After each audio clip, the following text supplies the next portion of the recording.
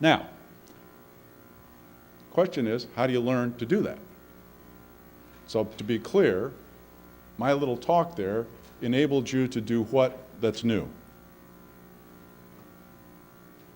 Go ahead, say it. Absolutely nothing. That's correct. No, it's absolutely right. Enabled you to do nothing. Hopefully it was kind of intriguing. You're still a little baffled because it went by kind of fast. But the truth of it is, as a result of that, you can't do anything differently. Now, what you might want to do is go, that was interesting, I want to learn some more, but let's talk about this phenomenon of learning. Because I asked you in the beginning, how many of you know everything you need to know to be successful leaders? I only got one hand.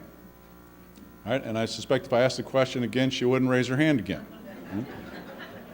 And I was kind of hoping you didn't say anything about it again. Right? Right? So that's all right. It's all right. The reason then, what that brings us to is, well, okay, that means we need to learn. Yes? All right, that's the only way you develop anything is we need to learn. But the dilemma is much of what we think about learning is messed up. All right? So let's talk about why most initiatives fail and then what you can do about it. All right? So the problem is we have three different interpretations about learning, two of which don't serve us very well. So there's learning as in to become aware of. So let's just take this example. I just showed you some new stuff about leadership, yes? Something you were not aware of 10 minutes ago, right? Right. Right? Now that's great, but can you do anything with that? No. Next then there's learning to understand. This is the kind of learning that we do in school. So if you really wanted to learn some more about what I just said, you might say, well, do you have a book? Do you have something I want to read it? And then I would understand it. Yes? Okay? And then could you do something with it? No. Then there's learning to develop new competence, a new capacity for action. That's the part that matters. Does that make sense? Okay. Now, the dilemma with most training programs is they settle for awareness and understanding, and what's really needed is the development of new competence. Here's the dilemma. No amount of understanding ever produced competence. The only way that you get competence is via practice. Now, think about this. This is where we kind of scramble your eggs a little bit.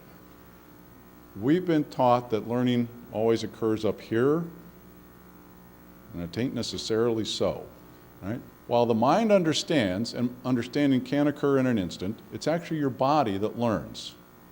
The mind understands, but it's the body that learns. Too often, we tend to think of this as the transport vehicle for this, and don't really pay attention to the unity of that. Now, our work, because we started off with athletes and people who were engaged in that way, we understand, right, this phenomenon of producing mind and body, right? The mind understands, but it's the body that learns, and the body only learns through practice. So let's take an example. How many of you know how to drive? I realize that's a matter of opinion in some cases, right? But think about it. Early in life, you became aware of the phenomenon of driving, yes, so there's the top picture, right?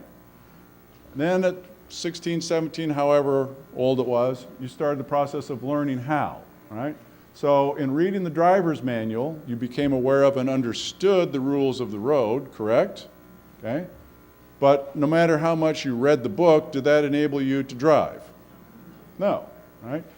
You understood all the laws and theories, but that didn't get you a license. Now watch.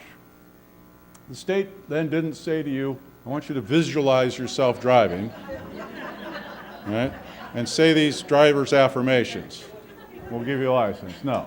They didn't say, go see this movie about Formula One racing, and then we'll give you the driver's license. Did they do that? No. Okay.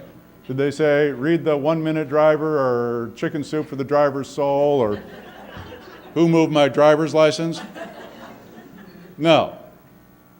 No. Here's an e-learning course. Try that. You can do it online. No.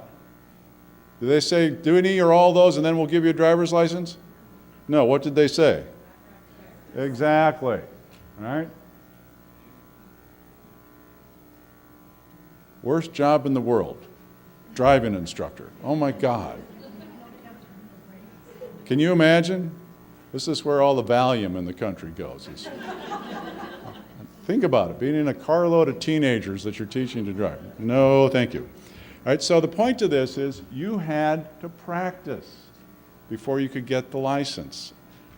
And now, think about what happens. You can get in the car, fire that baby up, put it in gear, and next thing you know, it's like magic. You're at work. And you got no idea how you got there. Right? You can drive down in any major city in this country at rush hour, and there's people putting along at 5 miles an hour. There's guys reading the newspaper. Right? Women are putting on their makeup.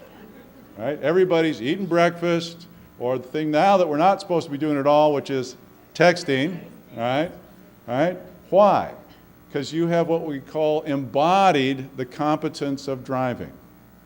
Embodied means you can take the new action without having to stop, think about it, or look it up in some book. And competence is simply your capacity to consistently produce the desired result. Embodied competence. That's what we're after. The only way you get embodied competence is through practice. Does that make sense? All right. Now what I'm going to suggest to you is that the same is true for learning leadership, management, anything else.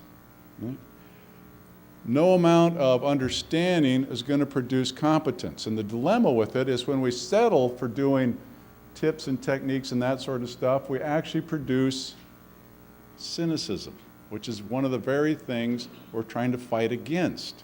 And so too often companies go, well, we're just not going to spend any money on training. Well, in part because what they've been doing doesn't work, and the problem is it's because they haven't done it enough, right? And because they haven't done it enough, they don't get the results. Because they don't get the results, we don't want to spend any more money. We start this dangerous down cycle. So instead of having the capacity to develop our B players into A players, we dumb things down and drive the A players out of the organization. How brilliant is that? That would be the not so much answer, right?